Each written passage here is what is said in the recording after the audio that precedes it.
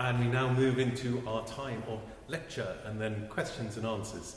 It gives me great pleasure to introduce Professor Tim Maughan, whom I heard speak at St. Peter's College a few months ago then, which was a real blessing.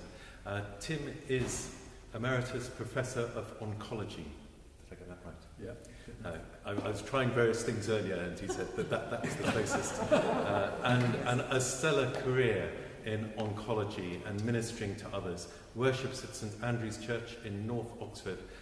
Great privilege for Oxford Centre for Spiritual Growth to be hosting him. Huge thanks to Ben, who as always has done all the arranging and everything. How we're going to do this, this part will be streamed. At the end, if there's time for a bit of discussion, questions and answers, we will stop streaming just before we go into that. So we'll have a momentary gap between that. Ben, have I left out anything? Oh, Can you hear? Can you hear? I shall go and put on the sound system thing at the back. But while I do that, rapturous welcome round of applause.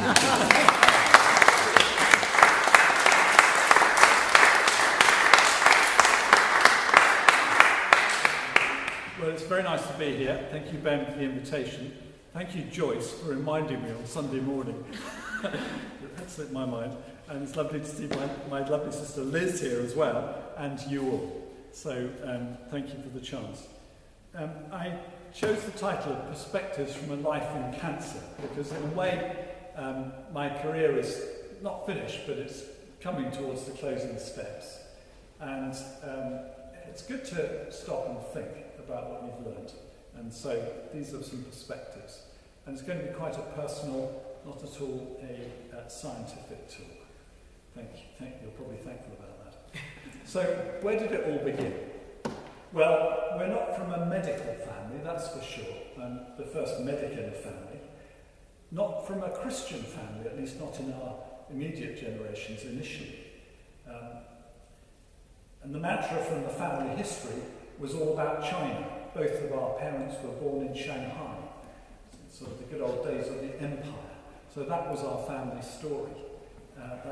And it continues to iterate. Our lovely mum is 104, and most of what she talks about is her childhood in Shanghai. So, how did this spiritual journey begin for me? Well, it was a bloke across the common who invited me to a holiday. Now, he was about as unspiritual as I was, but we enjoyed the camps, and we went off, and they had sessions in the morning and evening, and I didn't understand a word of it. But I enjoyed the holidays. And as I went along to about the fourth time, I still didn't understand at all what they were saying, but I came away at the age of 14 with a sense that I needed to start reading the Bible, which is something I've never done before. But it was something that stuck with me. And I was at a boarding school then, and reading the Bible was something that was really countercultural. And I felt terrified about it. And I sort of had to go off. There was something in me that was making me do it enough that in break time, instead of going to the tuck shop, I would go to the library and I would hide away in one of those library cubicles. And of course, nobody was around. And I began reading the Bible. I have no recollection of what I read. It didn't seem to make any sense. But I still sensed that I needed to do that. And after about 6 months of that, somebody had invited me to go along to this thing called the Christian Union. And so I went along to that, also terrified of being spotted. And Sunday afternoon, I'd sort of creep out when everybody else was relaxing and go across to this funny old meeting. But there was something compelling about what was going on there. And after about 6 months, an old man, completely unprepossessing chap, came, and I remember exactly what he spoke about. He spoke from Psalm 34. He said, "Taste and see that the Lord is good. Happy is the man who takes refuge in him." And he described it, saying, "You've got a beautiful apple. How do you know what it tastes like? And you can't taste it unless you bite it." And I guess that day I began my first bite in my spiritual life. And so it began, and I began to try and follow Jesus, completely hopelessly most of the time. But that was the beginning. I was about 14. Roll on about 3 years, and I was in my first year, sixth form. I was fascinated by chemistry. We had a wonderful chemistry teacher who was also the rugby coach, which made a big difference. I loved playing rugby and I was in all the teams. So I was interested in chemistry, and it seemed to make sense to me. So I was doing chemistry, maths and physics. Not at all the right things for doing medicine, and not entirely the right things anyway. And never thought of doing medicine. And I got into conversation with the first medical person I'd ever met. I had never met a doctor, to my knowledge, or a medical student. He was a bloke called Paul Jacob, and he was a medical student. And he started telling me about what studying medicine was like. And I thought, wow, that sounds amazing. And at the same time, I came across a book. Have any of you come across Paul Brand? He was an American, he was a British man, but he ended up working in America. And he wrote a book called 10 Fingers for God. Any of you read that? It's a remarkable book. He called it 10 Fingers for God because he was a surgeon, but he worked amongst people with leprosy in South India. And what amazed me about that book was that he was a man who began his career as an architect, and then he changed to do medicine. And then he was a young doctor during the Second World War and was in London in the Blitz, and he was finding himself putting people's arms and legs back together again after the bomb damage. And then after that, he went to work in South India as a missionary. And he went to a place in South India, and the first thing they said to him, well, we want you to do this leprosy work. In those days, treatments for leprosy were very minimal. But the first thing you've got to do is build a hospital. So there was this opportunity for him to put into practice his architecture. And so he designed the hospital and built the hospital. And then he began seeing these people with leprosy, and he realised that the problem with leprosy is that you lose the sense of pain, and as a result, you begin to lose your fingers because you don't realise that there's an infection there. And so the infection goes deeply in, and because you can't feel it, because it doesn't hurt, your fingers get eaten away. And your motility, your movement, gets inhibited because the nerves don't work. And so, drawing on his experiences of being a casualty surgeon in the Second World War, he invented operations to move around people's tendons so that the muscles that were working could be used to move the fingers that were not working. Tendon transplant operations. And I was absolutely intrigued by this, that here was somebody whose life had gone along this way and then that way, and then he'd landed somewhere. And in God's design, used all of the training and the gifts that he had. And he used it, the experience, to do something remarkable. Extraordinarily, later on, his daughter was in my year at medical school. And extraordinarily even more, my son Daniel had to have some of those tendon transplant operations which Paul Grant had pioneered in South India when he had a very bad injury to his right arm. So that's been like a sort of golden thread. And that book, and talking with Paul Jacob, said, right, I've got to do medicine, this is it. And that was the sense that I had beginning. But no sense at all of cancer work at that point. So I went on with that. Before going up to university, I did have a trip to South India and actually went to the place where Paul Brand had worked. And when I was out there, I guess, as you grow as a Christian, you believe stuff. And some of it, you don't really know whether it's real, but you believe it. And that's what I was like at school, and I was fairly frightened. But when I was over in India, there were several things that happened that summer before going up to university, which began to convince me that God really was real, that he did stuff. And one of those events was I'd been in hospital with suspected meningitis. I'd just come out of hospital, and it was my sort of first day out and about again, and I'd been into the town, and I was just coming back, and I just thought, I'm going to fall over now unless I get picked up. Help! The very next car screamed to a halt, stopped beside me, said, where do you want to go? And he took me straight to my hostel. And I thought, well, that's extraordinary. How on earth could that happen?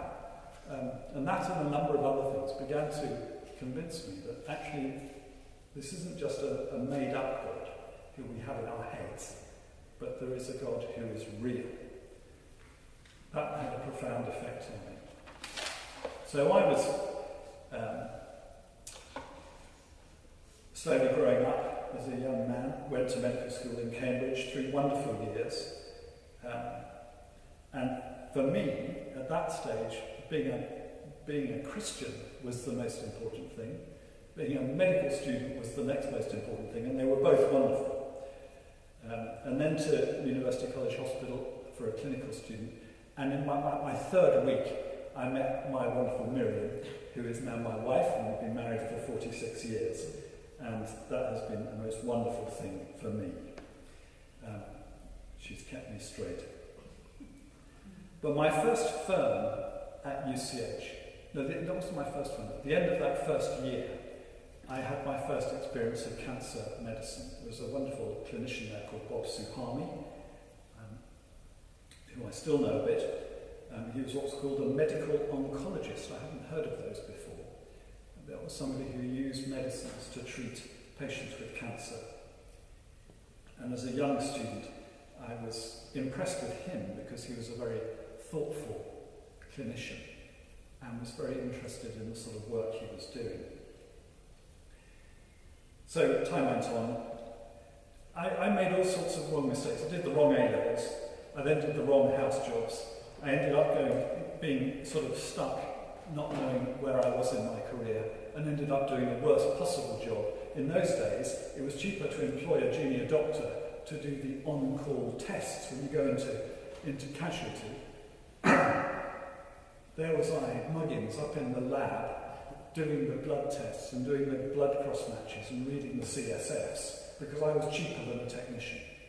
So I was working through the night doing that sort of stuff for 2 years. Terrible. It's a terrible job. But what it did is it taught me the fundamentals of pathology, which is the study of disease. And the thing that interested me most about that job was that one of my duties, when I was working in the haematology lab, was to go to the ward to see patients with bone marrow cancers, leukemia or myeloma. And during the course of their treatment, they would have to have a bone marrow sample. Now that's a painful thing. It's a needle right into your spine in the back here under local anaesthetic. Not pleasant. So here was Muggins. I would turn up and have to do this awful thing to these poor people I'd not met before. And I found I had the most extraordinary conversations with these people. That somehow, in that small encounter, we would talk about things that were real and incredibly engaging. I can't remember any of the conversations, but I remember the impact that those conversations had on me. And I thought, this is the sort of people I want to work with. Anyway, doing the pathology, we ended up going for 2 years to Juba in South Sudan, where I was part of a team just starting a medical school there, in the worst hospital in the world. Went with Miriam and our 2 oldest children, Ben, who was nearly 2, and Daniel, who lives in Oxford, is a psychiatrist here, who was only 4 weeks old. So I think we were mad. But after that, we came back, and then the question was, well, what to do? I didn't want to do pathology, because that was all very much in the lab. And I was intrigued by those conversations I'd had with the patients with leukemia. And so it was oncology that I went into, and I went right back to the beginning and had to retrain and started that in Cardiff, because frankly, we had 2 children, we had 2 on the way, because we had twins on the way, we were homeless, and I had no job in South East London. So we were on the at-risk register, so I needed a job fast, and I found one in Cardiff. Anyway, so there we were. So something else happened around that time. I'm not sure exactly how it fitted, but Liz and I had a cousin called Ray, who was about 6 years older than me. So he was like probably late 20s by now, and Ray was in his mid-30s. He was a journalist on the Financial Times, and he developed esophageal cancer. And he had an operation, and the cancer came back, as it always did in those days, because the operations never removed the whole cancer. And I remember going to see him in the London hospital in a side room as he was dying of cancer. And it's a very impactful visit. And his wife, Gay, wrote 2 long articles which were published in the Observer over the following months after Ray died. And the great thing that she went on about was the poverty of the communication, the fact that they were not told anything about what was happening. And she was a very good writer, is a very good writer. And that was her concern. So just as I was starting off in oncology, I had this big hit about communication. And so this is my first perspective, my first thing of perspectives from a life in cancer, is the imperative to communicate. And that came from Ray and his wife Gay, and was reinforced. One of my patients, when I later went to work in Cambridge, said to me, there seems to be a need to know list, and the patient is not on it. Have you ever felt like that? So, and I think the heart of any doctor's job, but especially an oncologist, is to be able to communicate clearly and compassionately and truthfully to our patients. Sometimes we can do nothing else but that. There are situations which I go into regularly, where actually we've got nothing to contribute medically. But what we have got to contribute is communication, the truth. And the truth is very hard, sometimes desperately hard. And yet it has to be communicated. So I often think what Jesus said about this, it's slightly out of context, but he said, you will know the truth, and the truth will set you free. Now that was talking about his truth. If you hold to my teaching, you're really my disciples, then you will know the truth. And that's the truth about Jesus. And that's the fundamental truth that frees us. But it's true also that knowing the truth about your situation is also the first step. And without knowing the truth, you are lost, you're in a quagmire, and you're going to sink. So speaking the truth to patients is a fundamentally important thing. I had a student with me for 6 weeks, 1 year when I was working in Cardiff. And he was from Serbia. And his comment after 5 weeks or so was, it's very interesting. You tell everybody they're going to die, and they're all happy. In Serbia, we tell nobody they're going to die, and they're all miserable. So although it's hard to tell the truth, it's the basis of a clear relationship. And if you don't tell the truth, it's no good at all. So that was my first perspective, the imperative to communicate, to do it clearly so people really understand. And, for me, cancer is what I spent my life doing, but for every person that comes in the room, they don't even know. I'm a bowel cancer doctor, basically. They don't even know where their colon is or what goes on inside. So to understand in ways that to communicate in ways that people really understand, drawing pictures, showing what's happened, what the surgeon's done, where the spread of the cancer is, or where it was, and what we're going to do about it. So people can really understand what's going on inside them, and what we're going to do and why we're going to do it. So I'm sure I don't often get it right, but that's the first thing. The second perspective is that life is precious. So just last week, last Friday, I had a first consultation with a guy who was just 9 months older than my oldest son. And he's just been diagnosed with cancer that is not curable. And that's a terrible thing, children of 2 children below 6. And that life is precious, and the relationships with his wife and his children are so precious. And we have to have conversations about this. It is poignant, it is meaningful, and it's very real. And it underlines how much we value life and how precious life is, and what is precious about our life. Our life, our story, and most importantly, our relationships. That's what people really value. We are made for relationship, aren't we? That's the heart of life. And those relationships do enliven even the most difficult life. So I worked for 20 years in a little hospital in Cardiff called Velindre, which was the main cancer centre. It was the sort of the Royal Marsden of Wales, if you like. And so come with me to a ward in Velindre. It was one of those slightly old-fashioned wards now where there were bays, but you walked straight down the middle and there were 2 beds and 2 beds and then a bay and then 2 beds and 2 beds. And so as you walked through, you would see the patients in the beds. And you see, the people who are in hospital with cancer are usually very ill. They're in there because they have complications or they're coming towards the end. And they look terribly ill and you think, goodness me, what a terrible situation. And I would come to my patient, perhaps down the end of the ward, and she'd be somebody I knew from the clinic. And I'd been looking after her for months or years.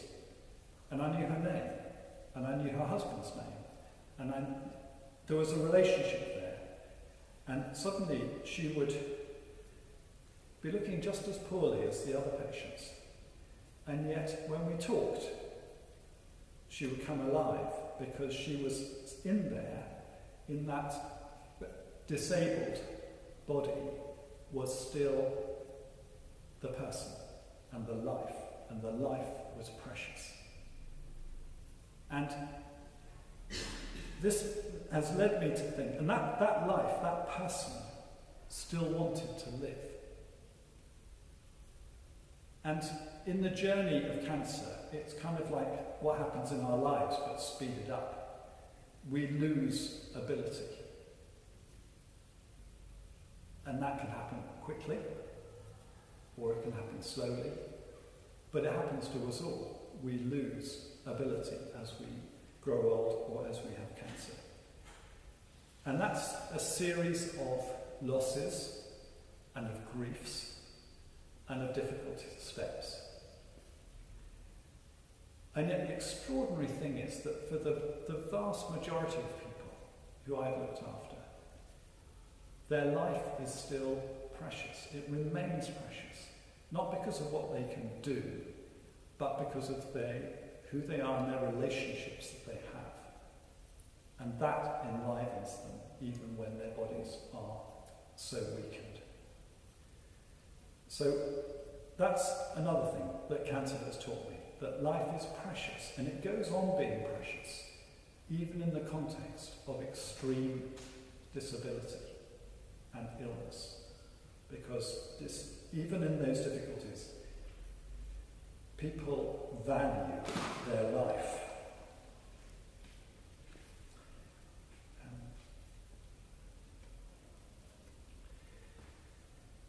And I think we need to be putting on, I think one of the problems in our society at the moment is that we in a way shut away disability or illness, and we worship the healthy and the fit. And we look at somebody who's very profoundly disabled and we think, I would never want to be there. If I was there, I'd rather be dead. But actually, in my experience, most of the people who are there don't want to be dead, they want to be alive. And even the limited life they have is still precious. So beware of applying these judgments whether it be on somebody who's had an accident or had a congenital illness or with cancer. Life is precious. But the other side of that coin, and this is the third perspective, so communication is imperative, life is precious, is that death is coming. And so not all of my patients die. My kids used to say to their friends, my dad's a doctor and all his patients die. That's what they would say. Yeah, well, it wasn't entirely true, but much of my work has been dealing with patients with bowel cancer, and the national trials that I have led have been for the treatment of people with bowel cancer that has spread and that essentially is incurable, trying to improve the quality of life and the outcome.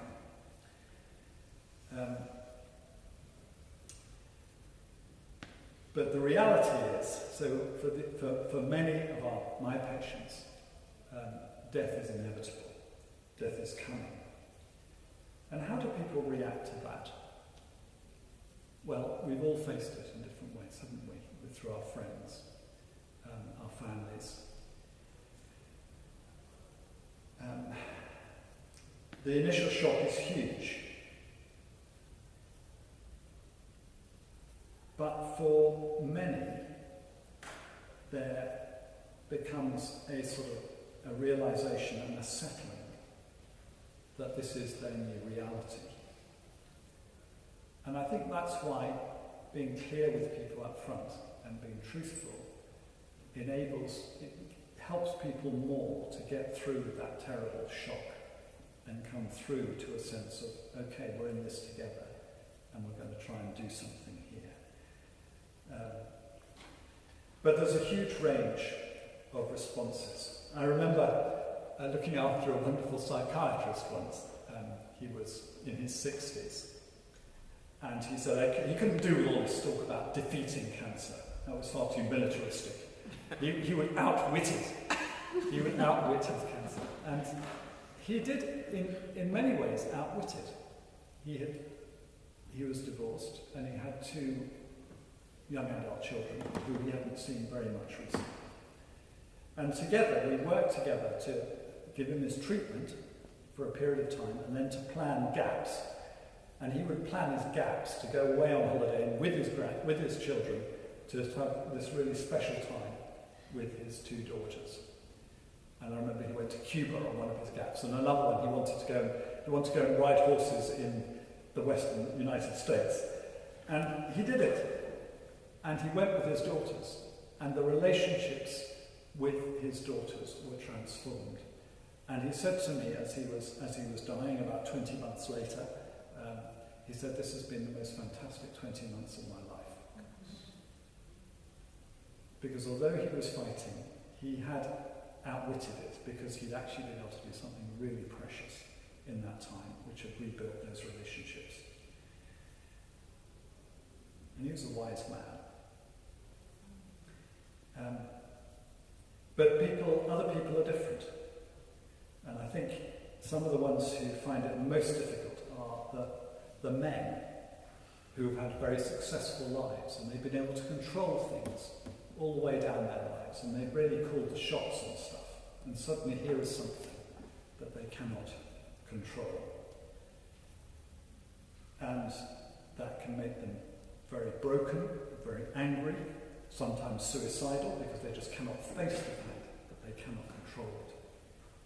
And that's really tough. And there's such a big step of learning there. There are people, of course, who find this whole process overwhelmingly anxiety-provoking. And it saddened me that some of the people who profess to have a faith were some of the most anxious people. And if our faith means something to us, then surely it's got to mean something to us in the middle of that crisis, in terms of, do we believe there is a God who is real, who is there with us? But that's certainly the case, that anxiety can be overwhelming. There are others who will just not face the truth. And it can happen sometimes in two ways. That some people who will not consider the fact that they will ever be beaten by this disease, and they will go on and on and on looking for cures, and will not reconcile themselves to the fact that death is coming. There are some people, Christian people, who I've known, not very many, but there have been some notable examples, where people have prayed with faith for healing, and they believe they're going to be healed. And they think that if they don't hold on to that faith, even in the face of deterioration, that somehow it'll be their fault that they die because they haven't believed enough. But these sort of denial states are both very damaging, because it forbids anybody to talk about what's really happening. It means that nobody can talk about the fact that actually their dear loved one is deteriorating and even very close to death. And you cannot talk about what needs to be talked about. So please don't put that burden of pseudo-faith on people when you pray for them. I hope you do pray for them, but don't pray for them in a way that sort of locks them into this sort of sense that they've got to believe themselves, otherwise it won't work, because our faith is not the reason why prayers are answered. Our prayers are answered because God is merciful, not because of our hopeless faith. So we know in our heads that death is coming, and yet I behave so that could never happen. Don't we all? I mean, I do. I just carry on as if it's never going to happen. But actually, what we do need to do, and so the perspective here is the one that St. Paul had, which is, for me to live is Christ, but to die is gain. So he was talking about a situation where in his work, believing, living, serving Christ, there was gain. We're not St. Paul, I'm not St. Paul, none of us are like that. But in each of our lives, we are living as we live for Jesus. To live is Christ. That's good, even in the middle of cancer. But to die is gain. That's going to be even better. But we don't believe that, really, do we? We don't actually believe that most of the time. And the challenge is that we should do, because it is going to be better. So, death is inevitable. That's the fourth perspective. So, just a brief parenthesis here. Have I got time for a parenthesis? Don't know how I'm getting all the time. Well, I'm going to give it anyway. Brief parenthesis. So, one of the things that I've got into in this life in cancer is regarding assisted suicide. And so it's going to be a brief parenthesis, but it could be a whole talk. And my perspective is that the law should not be changed, because the law currently acts to protect some of the most vulnerable people in our society. The people who are near to death are the most vulnerable people in our society. And it is my experience that, as I have said, most of those people, even though they may look terrible, they still value their life. And if we made it possible and legitimate for doctors to be assisting in killing those patients, it brings in all sorts of mixed messages, it brings in all sorts of burdens onto them, that they feel they are a burden and that they should do away with themselves because it saves their family and all these sorts of issues. Of course, we need to be exceedingly careful as medics not to over-intervene and prolong life wrongly. But I think that to change the law, to enable medically assisted killing, which is what assisted suicide is profoundly dangerous. It threatens the most vulnerable. And ultimately, it's largely driven by people who have an entirely secular worldview, where there is no sense of the the holy, the supernatural. And that's, I'm not saying that they're denying themselves, they're wrong, but I think they're wrong to impose that on the rest of society. So my perspectives. First, communication is imperative, truthful communication. Secondly, life is precious. Thirdly, death is coming. But the fourth perspective is slightly more positive. Research is necessary. So what would drive me to do the research and to ask the questions is the fact that every day in the clinic I was treating people who I couldn't help very much. So that led me to start asking questions and trying to find ways to improve treatment, and that led me on to doing various things which have ended up with me being where I am at the moment. So a brief word about cancer. It's like the human body is kind of like a really complicated but beautifully organised society, where each cell has its own place in society, and it communicates with the cells next to it, and it's all in order. But then some cells stop responding to those signals, and they start behaving like renegades and revolutionaries. They accumulate mistakes in their genetic code that drive them to reproduce faster and begin to invade. And they behave like dictators. Like all dictatorships co-opt normal people and bring them in to be part of their dictatorship. And cancer cells do that in a way. They co-opt the normal tissue to misbehave and support their growth. And one of the things I've learned from the last 5 years of my research is that actually it's not just about the genetic changes in the cancer cell, but it's about the altered communication that occurs between the cancer cells, the supporting cells, which often protect the cancer and give it lots of growth signals so it can survive, and excludes the immune response. And even the immune response can be twisted so it begins to promote the cancer. And it's that communication, if we can unpick that more, we'll actually discover a whole new range of therapies, and some of those are coming in.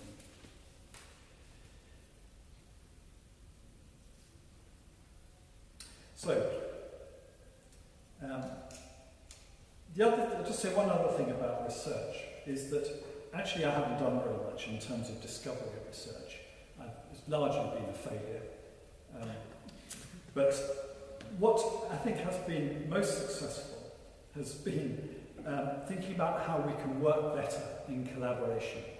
So when I was in Cardiff, as I said, I was a consultant there for 20 years, and I went there from having done my some research in Cambridge, went back to Cardiff, and I started doing some clinical trials, clinical research, and from one research nurse, in about 6 years' time, we had a team of 13 research nurses, and there were several of the doctors in the hospital that were actively involved in clinical research. And we had a little office in a room which was called the dead room. And the dead room was where all the files of the patients who had died were stored, and we'd taken over the dead room for our clinical trials unit, so it was a pretty pokey place. And I remember, as clear as anything, an idea coming to me: we must spread this across Wales, and we must link with the basic scientists. And that led me to start the first national cancer trials network. So 1998, I got my tiny little grant, and we began working across Wales in the different parts of Wales to collaborate together, some funding for staff to support the research activity in the cancer service in Wales. And that was the beginning of a tide. In 2001, the same thing happened in England. It was called the National Cancer Research Network, and that spread the same sort of concept across the whole of England, Scotland, and Northern Ireland followed suit. And I was very fortunate to be involved in the beginning of that, and that was taken up.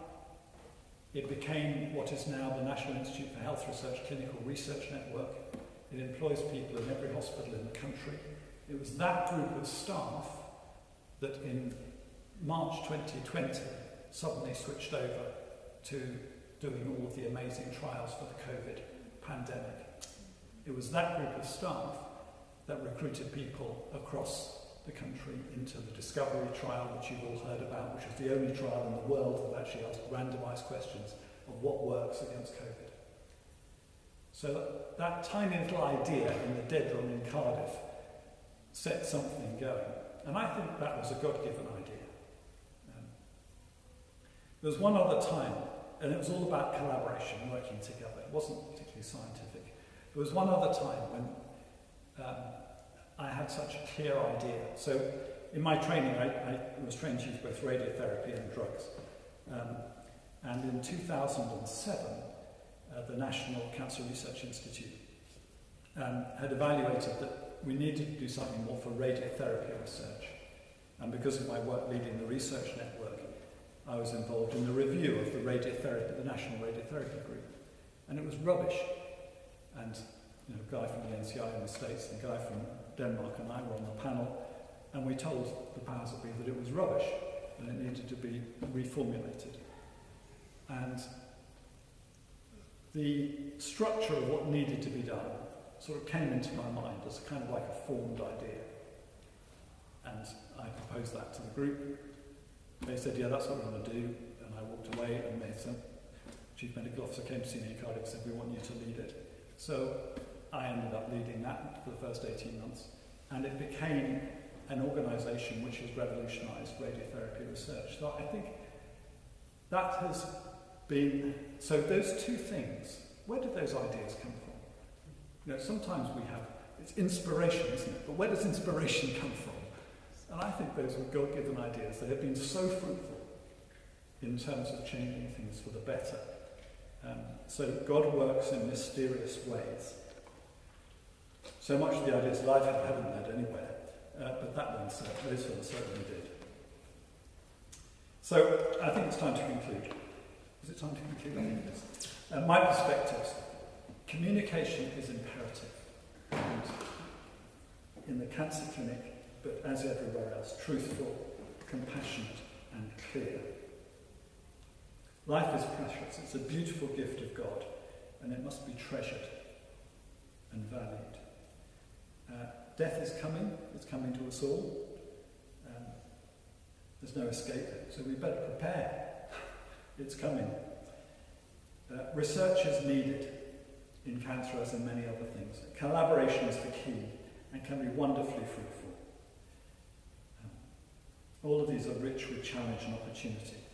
So I want to leave you with there's a couple of verses that I've come back to repeatedly as I've been on this life in cancer. And they're very, very well known, but I'll just read a couple of the verses in the lead up. And it's Jesus talking, Matthew chapter 11. And it starts at verse 25. So he's in the middle of the arguments that he had with the various people around him. At that time, Jesus said, I praise you, Father, Lord of heaven and earth, because you have hidden these things from the wise and learned and revealed them to little children. Yes, Father, for that is what you are pleased to do. That's a good message for Oxford, isn't it? Yeah. All things have been committed to me by my Father. No one knows the Son except the Father, and no one knows the Father except the Son, and those to whom the Son chooses to reveal him. And that's an extraordinary thing, that God in Christ invites us into that relationship that he has with the Father. And he gives us that opportunity, that invitation, through what he has suffered, to join that relationship. It's an extraordinary and wonderful offer. And then he says the famous bits, come to me, all you who are weary and burdened, and I will give you rest. Take my yoke upon you and learn from me, for I am gentle and humble in heart, and you will find rest for your souls. For my yoke is easy and my burden is light. And just two points from that. In a way, I feel as if through this, I think like Paul Brand, God used his architecture, his experience in the Second World War, the creativity of what he did in India, to make a very significant contribution to some of the most desperate in society.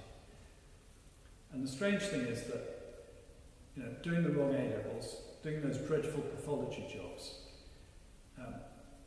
they taught me stuff which I've come back to in my research and has illuminated my research. And all of that time that he's been there, and it's as if, take my yoke upon you, that he's been there. The yoke goes across a pair of oxen, and you work in harness together, and he's been there, and he's been alongside me. For I am gentle and humble in heart.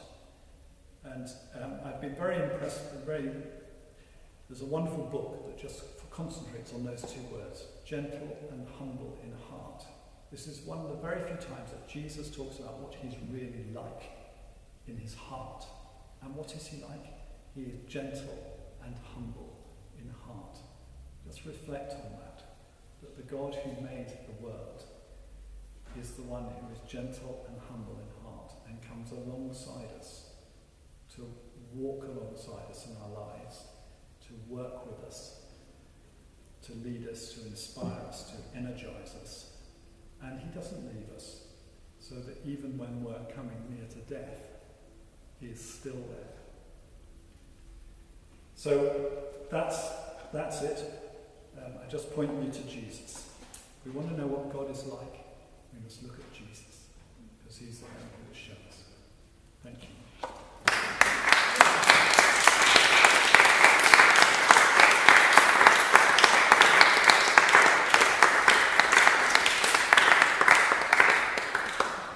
Thank you, Tim, so much. Before I do anything else, I'm going to say farewell to those who have been joining us at home.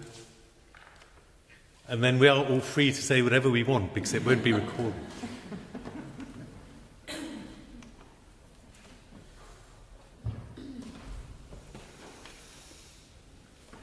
never know who will see it on the video.